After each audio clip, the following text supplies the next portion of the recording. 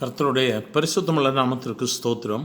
இன்றைய நாளின் கர்த்தருடைய வார்த்தையாக ஏசாயா தீர்க்கதரிசியின் புஸ்தகம் 1ஆம் அதிகாரம் 18வது வசனம். வழக்காடுவோம் வாருங்கள் என்று கர்த்தர் சொல்லுகிறார். உங்கள் பாவங்கள் சிவேல் என்று இருந்தாலும் உறைந்த மலையைப் போல் வெண்மையாகும். அவைகள் இரத்தாம்பர சிவப்பாய் இருந்தாலும் பஞ்சை போலாகும். என கருமையானவர்களே, நம்முடைய பாவங்களை மன்னிக்கும்படியாக கிறிஸ்து இயேசு இந்த உலகத்திற்கு வந்தார் என்கிறதை நாம் அறிந்திருக்கிறோம். நமக்காக அவர் பாடுபட்டார், சிலுவையில் அறியுண்டு மறித்து உயிர்த்தெழுந்தார். அவருடைய இரத்தத்தினால் நமக்கு ஒரு பெரிய மீட்பு கொடுக்கப்பட்டிருக்கிறது. இந்த நாட்களிலும் கூட அநேக வேளைகளில் பாவங்களிலிருந்து மனிதன் விடுதலை பெற முடியுமா என்கிற ஒரு பெரிய கேள்விக்குறி இருக்கிறது. பாவங்களிலிருந்து விடுதலை பெற மனிதன் வாஞ்சிக்கிறான். வேதம் சொல்லுகிறது, பாவங்களை மறைக்கிறவன் வாழ்வடைய மாட்டான், ஆனால் அவைகளை அறிக்கை செய்து விட்டு விடுகிறவனோ இரக்கம் பெறுவான். கர்த்தராகிய இயேசு கிறிஸ்து பாவங்களை மன்னிப்பதற்கு அதிகாரமுடையவராக இருக்கிறார். ஒரு மனிதனுடைய பாவங்கள் அவனுடைய சூழ்நிலை நிமித்தமாய் எப்படி இருந்தாலும் இந்த பாவத்திலிருந்து கர்த்தர் மன்னிப்பை கொடுக்கிறவராய் இருக்கிறார். அறியாத நாட்களில் அவர் தெரியாதவர் போல் இருந்தார்.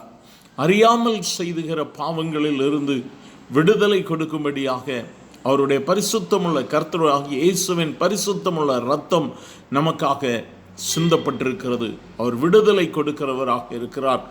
ஆகவே தான் வேதம் சொல்லுகிறது, உங்கள் பாவம் சிவேல் என்று இருந்தாலும் சிவேர் என்று இருந்தாலும் பஞ்சை போல வெண்மையாகும். பஞ்சை போல மாற்ற கர்த்தராகிய இயேசு வல்லமை உள்ளவராக இருக்கிறார். அந்த வார்த்தைகளை கேட்கிற தேவ பிள்ளையே, உன்னுடைய வாழ்க்கையில் ஒருவேளை என்னுடைய பாவங்கள் மன்னிக்கப்படுவதற்கு நான் என்ன செய்ய வேண்டும், இந்த பாவங்களிலிருந்து விடுபடுவதற்கு நான் யாரை அணுக வேண்டும், என்ன செய்ய வேண்டும் என்று சொல்லி உன்னுடைய இருதயத்தில் கேள்விக்குறியோடு கூட இருப்பாயானால் கர்த்தராகிய இயேசுவினிடத்தில் உன்னுடைய பாவங்களை அறிக்கை செய். நீ விட்டுவிடு. அவர் உனக்கு இரக்கம் பாராட்டுவார், உனக்கு விடுதலை கொடுப்பார், சமாதானத்தை கொடுப்பார், மெய் வழியை உனக்கு அவர் போதித்து வழிநடத்துகிறவராக இருக்கிறார். இந்த நாளிலும் ஒரு விசை கூட உன்னுடைய இதயத்தை ஆண்டவருக்கு ஒப்பு கொடுப்பாயா? உன்னுடைய பாவங்கள், என்னுடைய கோரங்கள் எவ்வளவு அதிகமாக இருந்தாலும் அவைகளில் இருந்து அவர் விடுதலை கொடுப்பார்.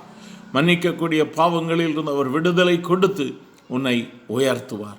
உனக்கு சமாதானத்தை அவர் கொடுப்பார். எங்கள் அன்பின் ஆண்டவரை, ஆசீர்வதிக்கப்பட்ட இந்த காலை வேளைக்காக நன்றி.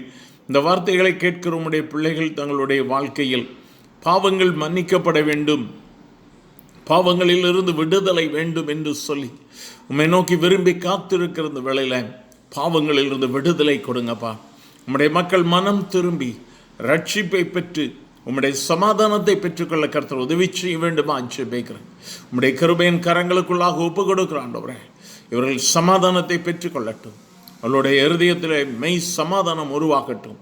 உம்மையே அவர்கள் ஏற்றுக்கொண்டு உம்முடைய நாமத்தின் மகிமைப்படுத்த கர்த்தர் உதவி செய்யும். ஆசீர்வதியும் இயேசுவின் நாமத்தில் பிதாவே. ஆமென், ஆமென்.